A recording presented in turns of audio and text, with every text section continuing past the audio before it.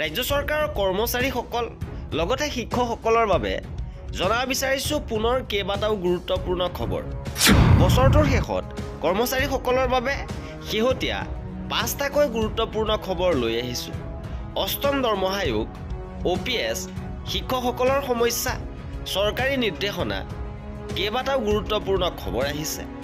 সবিশেষ আপোনালোকক জনাব বিচাৰিছোঁ। ভিডিঅ'টো প্ৰথমৰ পৰা শেষলৈকে চাই থাকিব। জনাব বিচাৰিছোঁ আজিৰ প্ৰথমটো গুৰুত্বপূৰ্ণ খবৰ। শিক্ষকসকলৰ বাবে আছে এই বিশেষ খবৰ।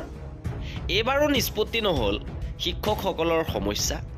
একেটা কমন ৰুমতে আছে কেইবা প্ৰকাৰৰ শিক্ষাগুৰু আৰু 2025 বৰ্ষটো কেৱল আশ্বাস দিয়ে পাৰ কৰিলে শিক্ষকসকলক। পুৰণি পেঞ্চন নীতি বাহাল ৰখা, প্ৰধান শিক্ষক নিযুক্তিৰ লগতে 8,700 টকাৰ গ্ৰেড পে পুনৰ ঘূৰাই দিয়া, টিউটৰসকলক শিক্ষকৰ মৰ্যাদা দিয়া, 2012 চনত নিযুক্তিপ্ৰাপ্ত ঠিকাভিত্তিক শিক্ষকসকলৰ বেতন সুৰক্ষাসহ স্থায়ী পদত নিযুক্তি দিয়া আদি সমস্যা হৈ থাকিল। যোৱা 27, 27, 28 ডিচেম্বৰত যোৰহাট নগৰত অনুষ্ঠিত হোৱা সদৌ অসম কৰ্মচাৰী পৰিষদৰ 40 সংখ্যক বাৰ্ষিক অধিৱেশনত অংশগ্ৰহণ কৰি সদৌ অসম প্ৰাথমিক শিক্ষক সন্থাৰ প্ৰাক্তন সম্পাদক প্ৰধান নিৰ্মল কুমাৰ গোৱালাই ৰাজ্য চৰকাৰৰ প্ৰতি এনেদৰে ক্ষোভ প্ৰকাশ কৰে।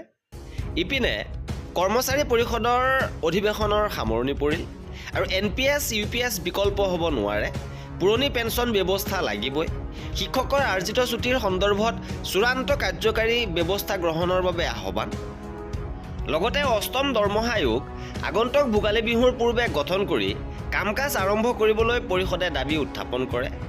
লগতে পূৰ্বৰ দৰমহা আয়োগৰ আসোঁৱাহসমূহ নিৰাময় কৰি কেন্দ্ৰীয় চৰকাৰ কৰ্মচাৰীৰ সমপৰ্যায়ত দৰমহাৰ গাঁথনি নিৰ্ধাৰণ কৰিবলৈ সজোৰে দাবী উত্থাপন কৰে।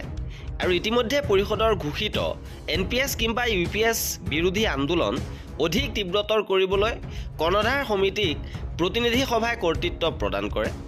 এই ক্ষেত্ৰত সভাই তীব্ৰ ক্ষোভ প্ৰকাশ কৰি মত পোষণ কৰে যে কোনো কাৰণতে NPS কিংবা UPS পুৰণি পেঞ্চন ব্যৱস্থাৰ বিকল্প হ'ব নোৱাৰে। তদুপৰি শিক্ষকৰ আৰ্জিত ছুটিৰ বিষয়টো মুখ্যমন্ত্ৰীয়ে বাৰম্বাৰ প্ৰতিশ্ৰুতি প্ৰদান কৰিছে।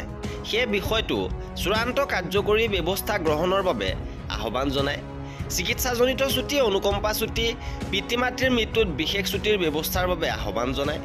পৰিষদে গ্ৰহণ কৰা আন এক সিদ্ধান্ত অনুসৰি নগদবিহীন চিকিৎসা সেৱাৰ জৰিয়তে চিকিৎসালয়ৰ প্ৰকৃত ব্যয় বহিৰ্বিভাগসহ মুখ্যমন্ত্ৰীৰ বিনামূলীয়া চিকিৎসা জন আৰোগ্য যোজনাত সামৰি ল'বলৈ চৰকাৰক দাবী জনায়। তদুপৰি মহিলাসহ সকলো শিক্ষক কৰ্মচাৰীৰ সুৰক্ষা নিশ্চিত কৰা, মাষ্টাৰ ৰোল ৱৰ্কচাৰ্ছ আৰু টিউটৰসকলৰ চাকৰি নিয়মীয়া কৰা, তেওঁলোকৰ মৃত অৱসৰপ্ৰাপ্ত শিক্ষক কৰ্মচাৰীসকলক এককালীন আৰ্থিক সাহায্য প্ৰদান কৰা, বেতন সুৰক্ষাসহ সকলো শিক্ষক কৰ্মচাৰীৰ চাকৰি নিয়মীয়া কৰা, অস্থায়ী শিক্ষক আৰু কৰ্মচাৰীৰ চাকৰি নিয়মীয়া কৰা, আৰ্থিক সুবিধাসহ সকলো কৰ্মচাৰীক পদোন্নতি দিয়াকে ধৰি বিভিন্ন দাবী সমাধানৰ বাবে প্ৰস্তাৱ গ্ৰহণ কৰা হয়। আনহাতে পৰৱৰ্তী অধিৱেশনৰ বাবে একাধিক জিলাই আমন্ত্ৰণ জনোৱাত প্ৰতিনিধি সভাই স্থান নিৰ্ধাৰণ নকৰি কৰ্ণধাৰ সমিতিক এই সিদ্ধান্ত ল'বলৈ কৰ্তৃত্ব প্ৰদান কৰে। ইপিনে শেহতীয়াভাৱে আহিছে কৰ্মচাৰীৰ দৰমহা কৰ্তনৰ নিৰ্দেশ। ৰাজ্যৰ বিত্ত বিভাগৰ কঠোৰ নিৰ্দেশ।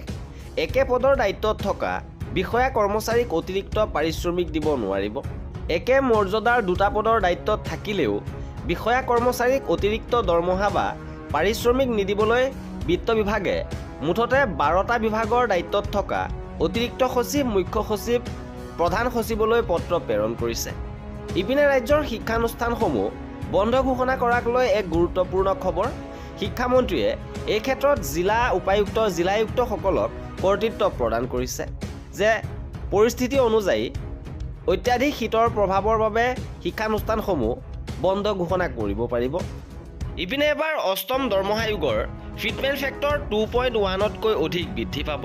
এই মন্তব্য কৰিছে ৰাষ্ট্ৰীয় অধ্যক্ষ AINPSEFৰ ডক্টৰ মনজিত পটেলে। তেওঁ কয় যে এইবাৰ ফিটমেণ্ট ফেক্টৰ 2.1তকৈ কোনো কাৰণতে কম হ'ব নোৱাৰে, অৰ্থাৎ 2.1তকৈ অধিক বৃদ্ধি পাব ফিটমেণ্ট ফেক্টৰ। देखिए, मैं बार बार बोलता हूं, मुझे फाइनेंस मिनिस्ट्री के कई साथी हैं जिन्होंने बोला कि 1.9 ही मिलेगा, कोई बोलता है 1.72 ही मिलेगा, ऐसे भी लोग बोलते हैं। मैं आप लोगों को एक बात तो क्लियर कट बता दूं कि 1.91 या 1.92 पॉसिबल नहीं है। मतलब 1.92 पर तो आप ऑलरेडी होंगे without profit and without loss के।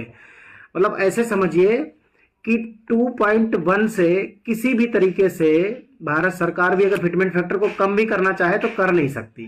तो कोई भी सरकार मतलब 2.1 से तो कम पॉसिबल ही नहीं है, पॉसिबिलिटी ही नहीं है।